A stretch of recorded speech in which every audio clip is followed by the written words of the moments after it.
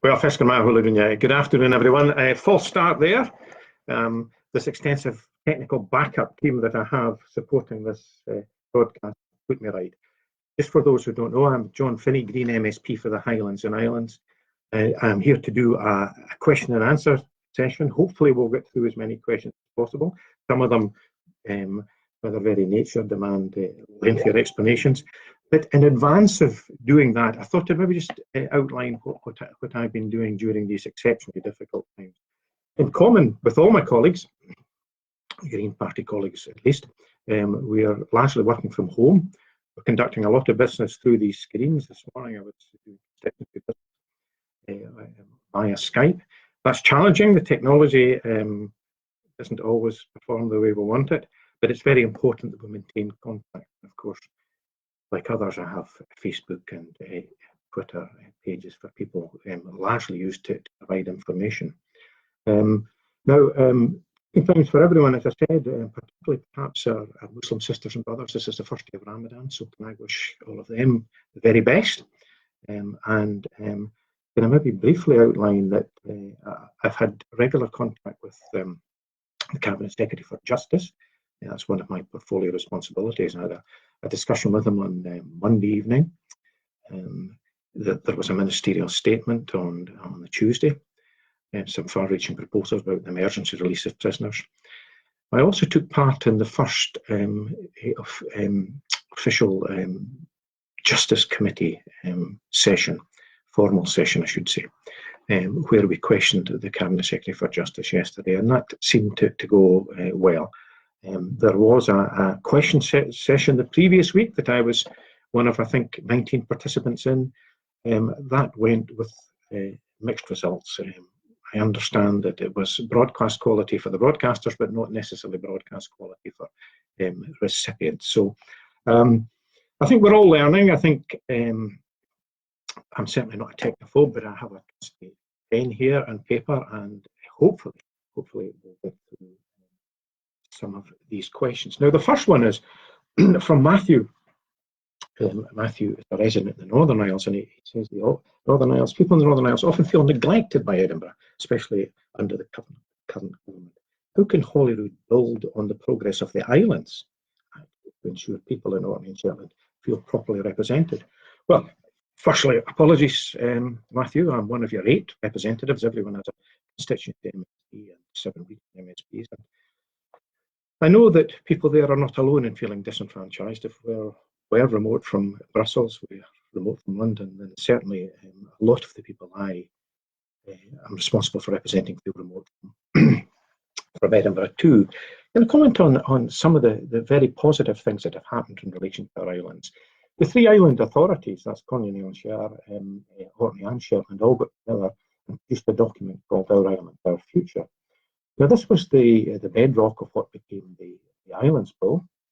And fundamentally, although there was various things in it, it put in a statutory footing the requirement for all legislation to have an islands impact assessment. Now, you can only meaningfully do that, of course, if you engage with islanders. And there has been a lot of ongoing engagement. I know that doesn't necessarily always falter out, but certainly I think any cursory examination of questions or involvement in debate shall note that myself and all my colleagues are looking for the remote, rural, and particularly island dimension to anything that we're discussing.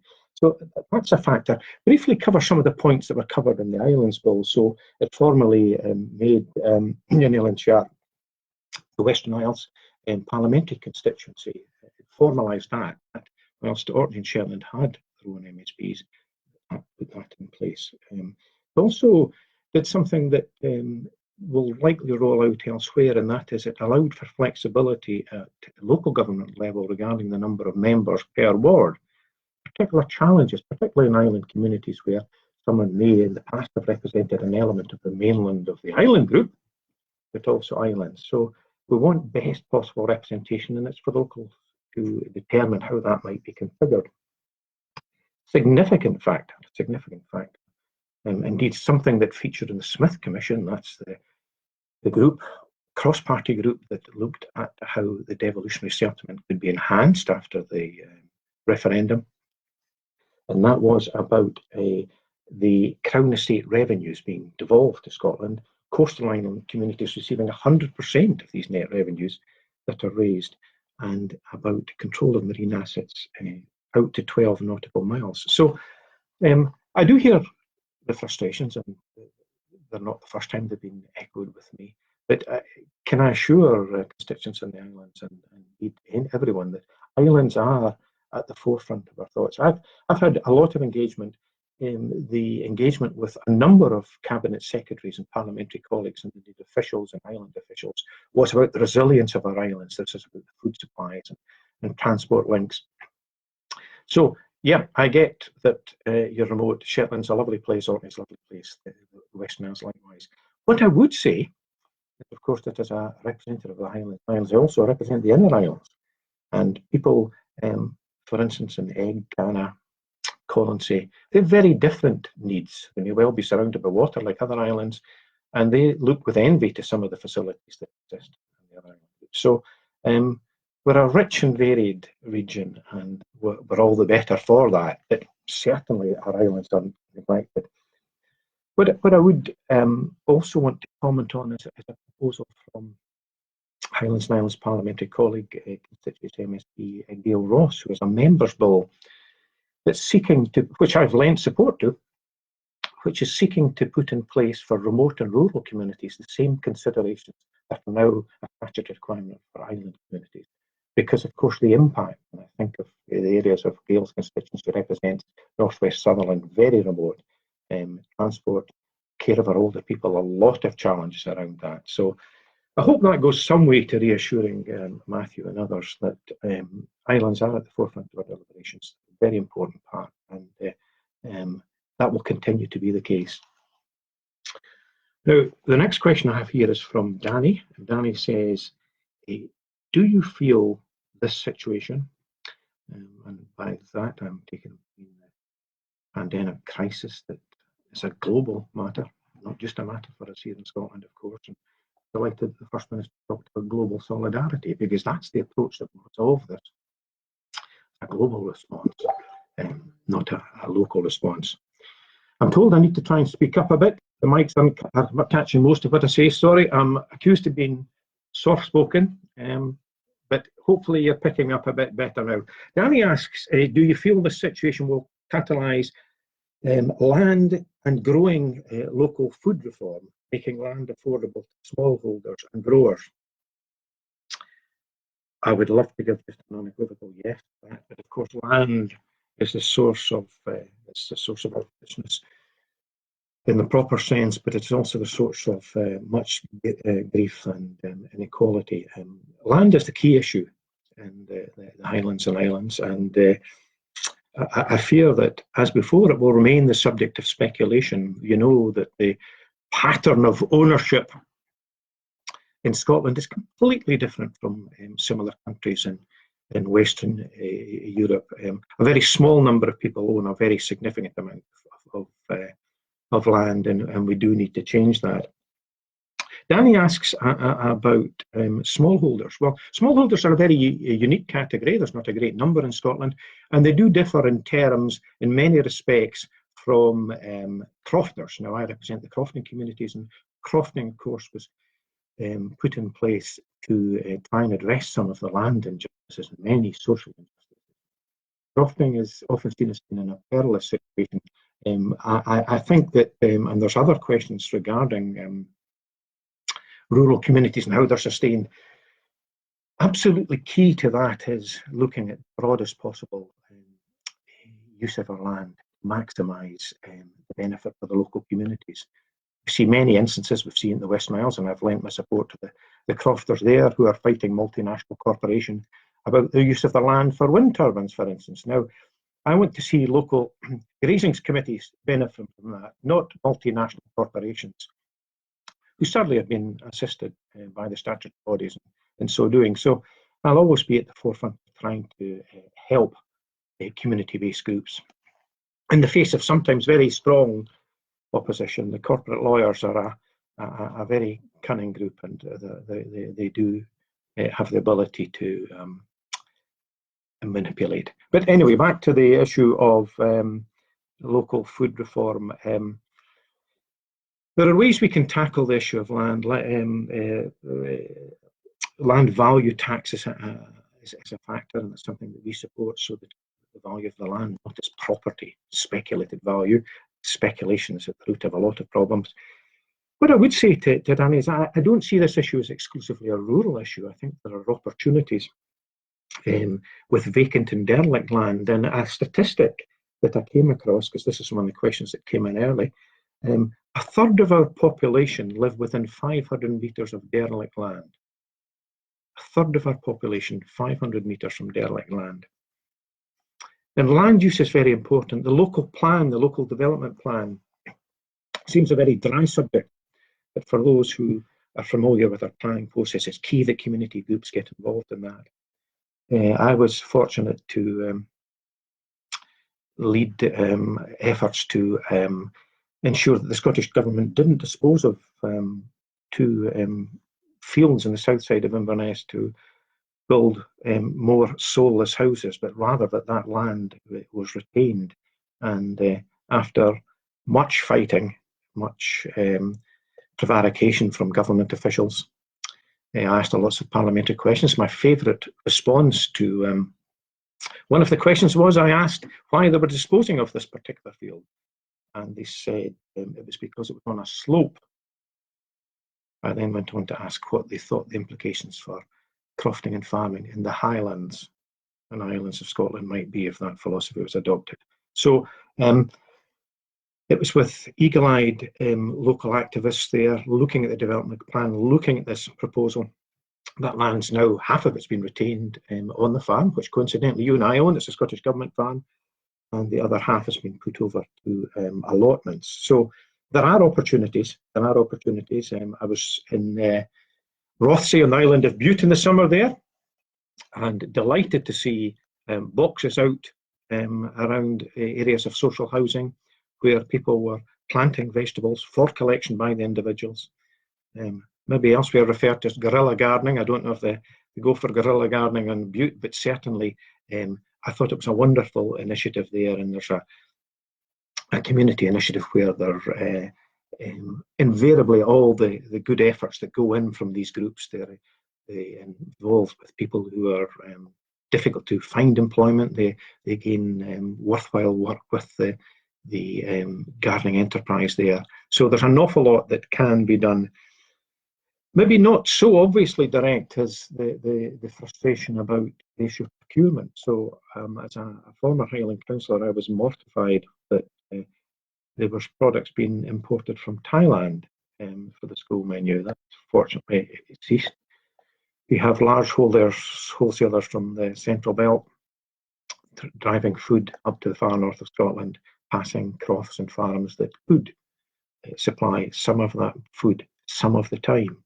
And therein lies one of the challenges, because of course what we're going to have to do is we're going to have to recognise that flying food from around the world is not in anyone's interest, not least the individuals who live in the countries where a lot of that food is coming from, where it's being exploited, but that we eat food in season and that we make things easier for local small producers to provide food. So procurement has a role to play in that.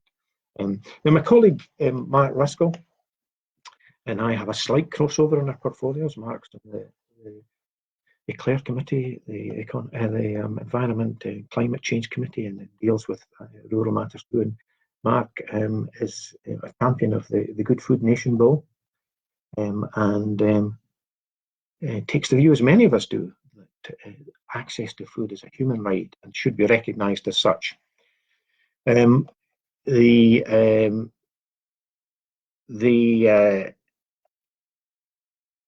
Forgive me, I can't multitask here. Various messages coming in here. I'm being asked about plans to strengthen the use of the languages in the Northern Isles. Well, of course, absolutely. I think Doric and three of my four grandparents were Doric speakers, and our country's enriched by that. But I make no apologies for saying good afternoon in Gaelic, and I'll continue to do so. So I was talking about Mark and the Good Food Nation Bill and the human rights approach. We've seen some positive initiatives coming out of this. Inshore fishermen continuing with a different approach to fishing, namely collecting it, selling it on the quayside, making arrangements with other providers to buy it locally. That's where we want locally produced food. Now, on the subject of fishing, the next question I have here is from Barry, and it is, and I'll just read it out. Given historic mismanagement and consequent decline in inshore demersal finfish landings in Scotland's west coast over the last 30 years, and the inshore industry's desperate need to mitigate the recent impacts of the shellfish market and diversify, pardon me, does the Green Party support the reinstatement of the 3-mile trawl limit to help recover inshore fish stocks and optimise employment in the remaining shellfish fisheries? Well, simple answer is yes, and indeed I have long been a proponent of involvement. I'm about to show you this document that the Scottish Keel Fishermen's Federation have produced, one of a number of papers on the subject. And what I would say in relation to this is that as a member of the Rural Economy and Connectivity Committee, I've been very keen that we get a wide representation of witnesses in to give us evidence, not just the usual suspects. So the usual suspect of fishing used to be Mr. Armstrong, who represented a very small top-end group of people fishing in our communities. So I was very keen, and Alistair Sinclair, who's a fine advocate of inshore fisheries, sustainable inshore fisheries, has been a witness on our committee on a number of occasions, and it's been enriched as a result of that, and by the involvement of the marine groups. This was a decision of Mrs. Thatcher, one of many unhelpful decisions that she took. So it turned it into a free-for-all, and one of the consequences of that is the issue of gear conflict.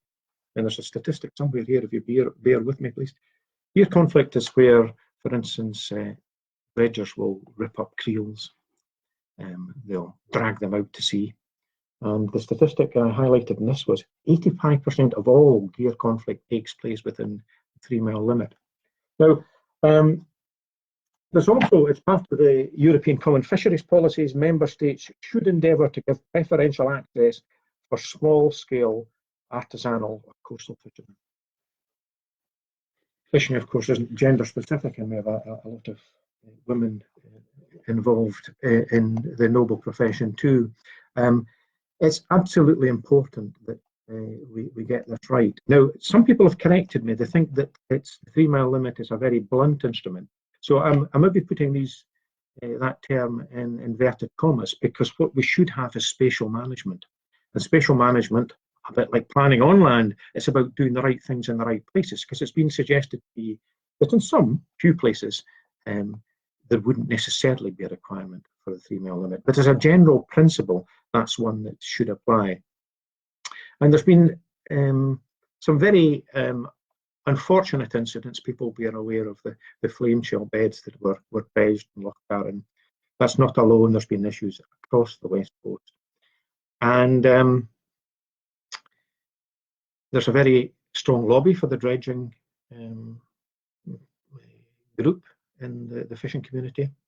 The conflict is sometimes extremely hostile. I know of divers who have been harassed with boats being driven at them. People have had their gear ripped away and towed out to sea in front of them. There's a role for marine protection here, not just in relation to commercial fishing, but also for our marine protected areas. And I've asked a number of questions about that. I think as a small maritime nation, Scotland needs to be robust. I should say that something that came out of discussions yesterday with Island Minister, Mr. Paul Wheelhouse, was that the marine protection fleet, including their aircraft, is at the disposal to help in relation to issues on our islands with the COVID-19 issue at the moment. So there's a lot to be done in relation to our maritime communities. We want to see sustainable fisheries. The obscenity of some of these large boats which literally hoover up the seabed is something that we need to put a halt to. There are opportunities connected to, if there's any benefits to come from leaving the European Union, and you'll know that the Scottish Green Party don't want to do that, is that some of these things fresh. And to say something that people have said many times, fish don't know international boundaries, and of course spawning grounds and grounds that are harvested could be in two different jurisdictions. So this will require international cooperation, and we're very keen that that takes place. But most of all, we're very keen that everything is led by the science. And if you follow the science will tell you whether that's in relation to issues like the harvesting of wrasse, that which is currently the subject of a parliamentary motion by my colleague Claudia Beamish, that you need to follow the science, and you must sustain the product, any product. You can't just destroy and continue to destroy. We need to learn lessons from elsewhere, and we must protect our inshore fisheries. So, long way of saying yes, we are supportive of that approach of, in inverted commas, the 3 mile limit. I'm told I need to speak up again. I'm very sorry. The next question, there's no name with it, but it says, hopefully as the country sees the control of coronavirus, central and Scottish government will view maintaining the existing support mechanisms for crofting in the Highlands and Islands, i.e. grants for land improvement, etc., in the same way as vital support for small and medium enterprises. What position would the Green Party take if crofting and agricultural grants were to be reduced and scrapped public funds for that? That's not going to happen. It's not going to happen for a number of reasons. Common agricultural policy will stay, or the parameters of it will stay in place for 2 years yet. We have a situation where the farming lobby, particularly strong, as with the inshore fishermen, I'm very keen that we have the crofting communities represented in the deliberations. There's a lot that can be done. Land use is key to that. The common agricultural policy is not all bad. Crofting grants are hugely important, not least crofting housing, because of course one of the challenges for maintaining the practice of crofting was people staying in the community. So the opportunity for people to live in the community and work in the community will only be realised if there's adequate housing. So the crofting housing grant is a very important thing. Also the new entrants, and this applies to farming too, the average age of people in the farming community is late 50s, as I recall, for farmers. And there's a challenge around that. There's a challenge about the use that will be made of the land if farming and crofting doesn't continue. Even Michael Gove, even right-wing Michael Gove, talks about the term public goods, and that is that there has to be some benefit to the public from monies that are outlaid. And what, of course, we would like to see is local fruit production be properly rewarded, and that will be done, I think, on an outcome base rather than a crude area base. And also, we want to see a situation where the environmental measures, which are part of the common agricultural policy, are sustained. It's a great frustration. We're dealing with a very dry piece of legislation at the moment. They are called Agricultural Retained EU Law and Data Scotland Bill, which basically is the mechanism whereby payments can continue to be made. Because of the reckless way that the UK government has gone about a withdrawal from the European Union, there are significant challenges. And one of the ones that, of course, we must address to some degree of urgency is continuity of payment for our farmers. I mean, the issue of how we frame these and the issue of capping payments, I think we need to consider a whole new framework. There are people who have been made very wealthy on the back of doing very little, and there are people who work extremely hard and get relatively modest support. So we need to rebalance that. Agriculture and some of these industrial scale farms are a million miles away from a very small crofted Tyree or the like. So one size does not fit all, and what we need is flexibility within whatever scheme we put in place to recognise that. There are huge, huge challenges as a result of removal from the EU. Going back to fishing there, and the question, the removal of an entire market, the challenges that are getting product there. The production of sheep in the Highlands, majority of it exported. The tariff that would be put in place out with the EU. It's just, you know, discussions about whether there would be a a slaughter scheme, just ridiculous, and this ill thought through. People can go back a couple of years and can think of many of the arguments about TTIP, the Transatlantic Trade and Investment Partnership, and about wanting the best possible standards of animal husbandry and the best possible standards of care for our environment. There's a danger that these could be lost, and some fairly modest changes to procedures could see radical changes in our countryside. So we'll be at the forefront of pushing, along with environmental groups, organic farmers, and those involved in responsible agriculture, to make sure that any new replacement for the common agricultural policy is properly framed and has an evidence base. I'm conscious of time. We'll maybe move to transport. And there's a number of questions on transport here, and a lot of commonality between them. There's questions from Chris, from Tony, from Anne. I'll give a flavour of them. In terms of transport during the coronavirus, what can Scottish Government do to ensure that people are safe for walking, cycling and wheeling, doing these while maintaining 2-metre safe distancing, existing ways to change roads, e.g. widening pavements, temporary transport lanes, filtered perambulability, seem to involve a lot of red tape. Tony's question talks about drops in air pollution, and the return of wildlife to our cities, and what are Greens doing to ensure the Scottish Government don't return to business as usual, and talks about areas of high pollution. How do we make sure we keep it low after the lockdown, and rather than people jumping into their cars due to fear of infection from public transport? I had a lengthy meeting with the Cabinet Secretary for Transport yesterday, and all of these issues were covered.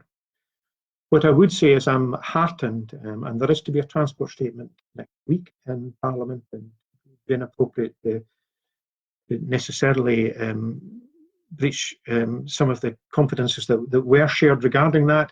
But to say that the government are aware of initiatives, the government are aware of an initiative that started a few weeks ago in Winnipeg, a number of initiatives in some of the major cities in Europe.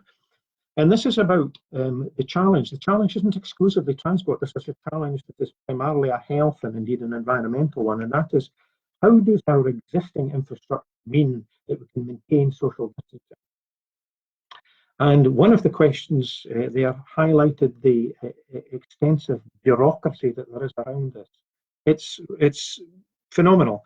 Well, I understand that temporary arrangements can be put in place, and all of these matters are under consideration by the Scottish Government at the moment. Indeed, there's engagement with local authorities. Key to that is, of course, removing the bureaucratic burden that exists, so that people can move quickly and smoothly. And I'm hopeful that there'll be some good news next week around creation of space to ensure that place is vital. It's vital for a number of reasons. People have talked about the obvious benefits straight away of air quality. A lot of people think air quality is an issue for Beijing or for New York or London. I live in the centre of Inverness, a very short distance away. It's one of Scotland's pollution black spots. People don't realise that. What we don't want is a situation that one of the questioners talked about there, and that is a situation where, because of fear of travelling by public transport, that they immediately race back to getting in their cars.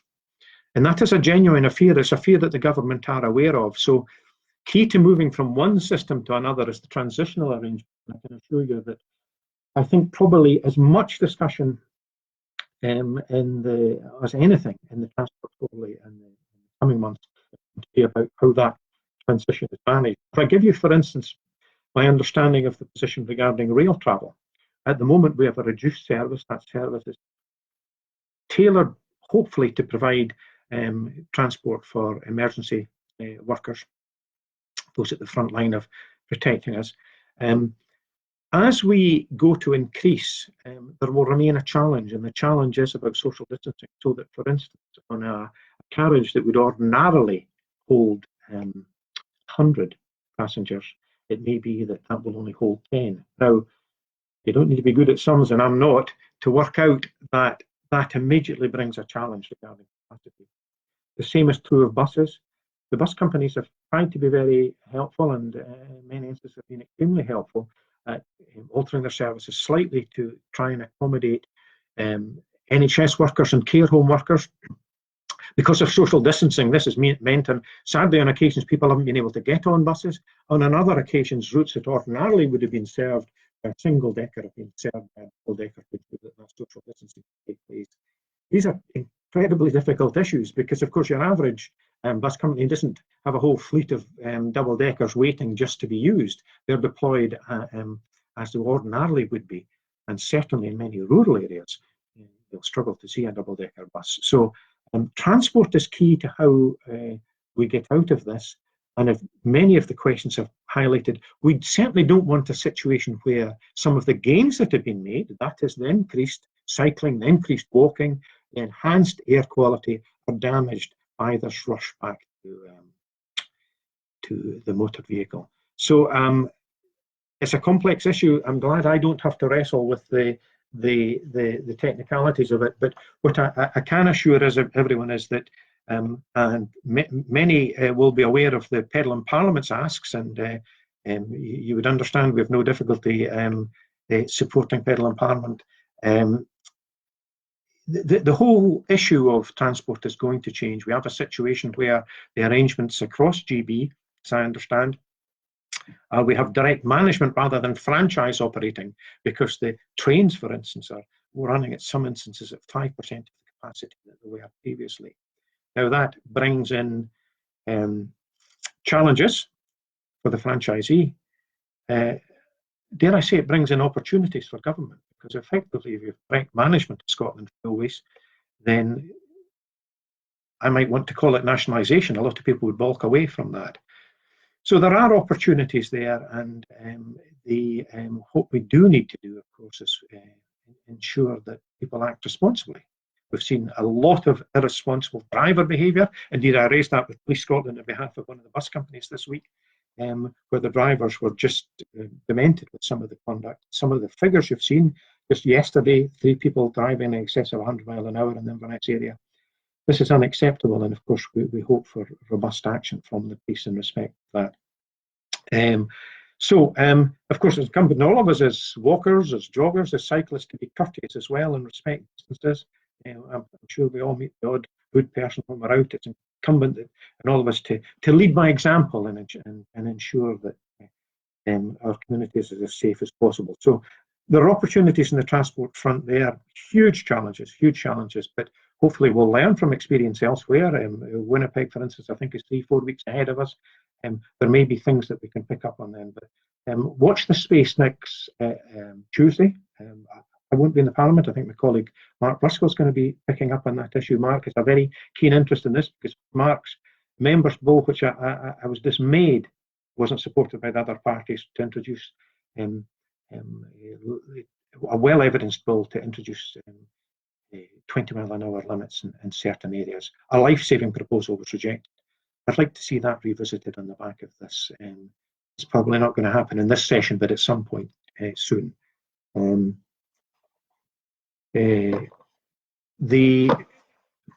That's another question coming in. I know there's a few in justice, so I'll move on to them because I'm seeing the clock's running. There's a question from James about access to justice, and for those on meagre incomes, given the challenges of securing legal aid, what steps should be put in place to ensure those will find themselves in mortgage and rent arrears, as well as those with problems with their legal issues such as employment law and education law and family law, have the opportunity to seek fairness and are not hampered by the cost of action.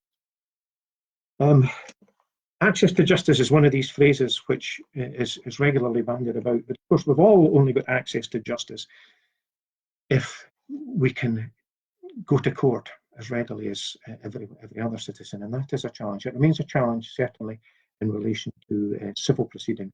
In relation to criminal proceedings, of course, everyone is entitled to representation, assistance by way of representation, ABOR as it's called. The civil situation is and this is one of the questions that came in, and I checked that it is what we might crudely refer to as means related, and we might say that maybe that's appropriate, but it does relate to your net annual income, your annual outgoings, and the total disposable income. What I would say in relation to some of the issues of rent and mortgage arrears and the signing up for universal credit, one of the factors that will determine whether you are eligible for legal aid include if you're an income-based job seekers allowance, if you're on income support, income-based employment and support allowance, on universal credit. If you're on universal credits, that means you will not have to make a financial contribution towards your case if your application is successful. Now, there's no easy answers. This is about funding, and the legal aid board have a challenge in their hands there. One of the disparities, of course, is that people who gain a lot of support and protection in criminal matters do not have that same level of support in civil matters. And I think particularly of some family law matters, particularly if there's domestic violence involved, and invariably the victim is a woman, that woman will be given protected status in the criminal court and then find herself in the civil court on related matters, just sitting in the same position, same courtroom as her perpetrator. So there are a number of things that we need to look at about access to justice. Ever since my election, I've gone on about the Aarhus Convention. This is the situation whereby states are expected to provide support to ensure that the individual can challenge these corporate entities that wield such might and power.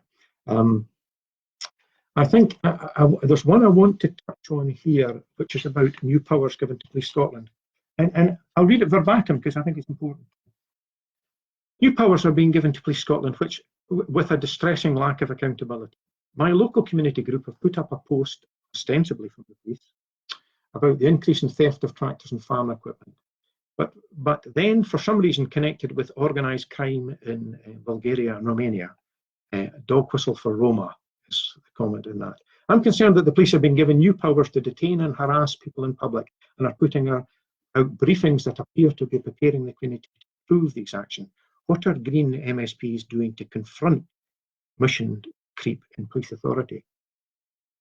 Well, some of you may know that I'm not only on the Justice Committee, I'm the convener of the Police Committee, and I don't recognise what the questioner's laying out there. I accept that people don't like the police, that they are cautious of the rollout of police powers. The emergency powers relate to life and death situations where police have been given powers to assist them. I think that the powers are appropriate. Indeed, they enjoyed the full support after scrutiny of all the parties in the Scottish Parliament, including ourselves. I'm a civil libertarian. I have a real interest in human rights. I'm a former convener of the cross-party group in human rights. I wouldn't be part of anything that would sanction an erosion of human rights. I think there's a couple of things I want to add. It's been very positive that Police Scotland have engaged John Scott QC. John's a leading human rights lawyer that many of you will be familiar with. John led the inquiry into stop and search. He led the Scottish Government inquiry into the policing of the mining communities. And he's putting together a group, and the remit and the membership has been decided just the last day, who will oversee police use of powers. Now, in addition to that, of course, there are local police committees. There's the Police Authority, there is the Justice Committee, and there's the Police Committee, and all of these will hold the police to account. I think the bedrock of policing in Scotland is policing by consent. I think that's what we want to see continue. I've no reason to believe it won't continue. These are powers that are subject to constant review. The whole legislation is time limited. Let's hope, and I heard the Chief Constable say that these are not powers that police ordinarily want. So I hope that provides some reassurance to the questioner who didn't give his name. But there we go. Now, a question that's come in, bear with me please, on the phone. In fact, there's a number that I've been neglecting. Davy, listening from Ardnamachan. Fescama, Davy.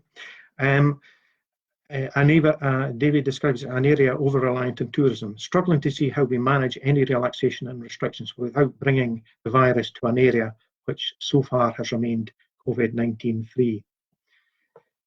Now, I think the First Minister's shown great leadership on this issue, and the parties have all lent their support to the positive actions. Of course, we're scrutinising and will continue to scrutinise and constructively criticise. But what we need to be sure is that decisions that are taken about this situation are evidence-based, and that the evidence is from the appropriate people, from the medical profession, from the science. Ultimately, it's going to be a decision for a politician to take. I would caution against people who are trying to make this into a constitutional issue. I suspect that, heaven forbid, that there were cases exclusively in the Outer Isles, but I wouldn't imagine the UK government would think, if that were the case, that it was appropriate to not lift some restrictions, for instance, south of England, which seems to be a few weeks ahead of it. And vice versa, if heaven forbid that there was problems in the Channel Islands, I wouldn't want to think that if there hadn't been problems in Scotland, that there isn't some lifting of restrictions. Importantly, I want to say local restrictions, because Dave is entirely right. The main industry of the Highlands and Islands is tourism, and it's been blighted by this situation. And it would be further blighted if the lockdown were to be lifted, and then for some reason had to be reintroduced. That would be the worst thing that could happen. We need people to act responsibly.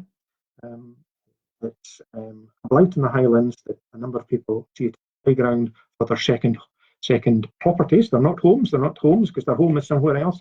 And that some of these people have chosen recklessly to travel to the Highlands. Some of the supposed great and good from elsewhere is deeply disappointing. Now, the police, and back to police, the police have dealt with these matters very sensitively, I think. We're a very bad situation with the Chief Medical Officer, which did untold damage. So Dave is right about the implications of lifting the restrictions too soon. This has to be evidence-led. It has to be a clarity of message too, because I think it's fair to record. It's very easy for me with a small garden to go out and sit out. If I were a young family living in a high-rise flat in the middle of a city, there's very limited space for me. That doesn't mean that the same pressure, indeed there's additional pressures for people in close proximity to each other. So we have to have an understanding of the pressures that people are under. I think our health service do. I think, not least in regard to mental health, there's a lot of support out there. I don't know how long this is going to last. I think that it will last as long as it needs to last. I think we need to learn from elsewhere, whether that's in relation to issues of testing, which the party have been leading on, and my colleague Alison's been rightly highlighting a number of issues around that, to the whole question of how we support our economies, because I don't think the majority of taxpayers think, for instance, Branson, with his extensive billions in his island, is a man who's any more worthy of public money than the sporting estates, who tell us that they contribute a lot to the community, but seem to, led by two lairds, Highland lairds, both Conservative MSPs, who want us to pay for their gamekeepers. So, as has been said by a number of government officials, with all of these things, what we want to do is we want to the very best of conduct, and that is, for instance, businesses to only seek assistance if they need it, for people to understand the parameters of what's expected of them with their conduct and do their very best. These are trying times for everyone. There's a whole load of pressures that people are ordinarily under, which have been compounded. One of the questions that came in related to homeschooling and the challenges, and Glasgow was mentioned, challenges about the provision of equipment for that. I think it's a very different situation. As Greens, of course, we believe strongly in the principle of subsidiarity, that decisions are made at the appropriate level, and as regards, and would often be very rightly at the forefront of criticism of government interfering. There's been some decisions made by local authorities, who are the education providers, that have borne fruit. It's very fortunate that Highland Council took Chromebooks. Others are playing catch up. What of course we want to see is that there's every support possible for people, and that's not least for our children with additional support needs. These complicated times, there's a lot that can be done remotely. There's a lot that ideally requires the whites of eyes to be seen for people to gain maximum benefit. Now I'm going to look for guidance from the man at the other end of this phone here regarding what the expectation is, because I think I've gone over my time, and I'm sure there are questions. In fact, I know that there are questions. I'm hearing someone say, Neil has said, John Scott QC is great. His review of mental health law has been extended, and there's been details on the website. And I'm told I should wind up. Can I thank people for listening in? I'm sorry if I've been quiet. Hopefully you've got the gist of it. Hopefully you know that, hopefully along with all your MSPs, but certainly your green MSPs are there to help and to support and to raise issues on your behalf. Our contact details are readily available. Testing times for everyone. Can I say stay at home, stay safe, and protect our NHS. And thank you very much for listening, and I'm sorry that we haven't got to all your questions. Fescar Ma.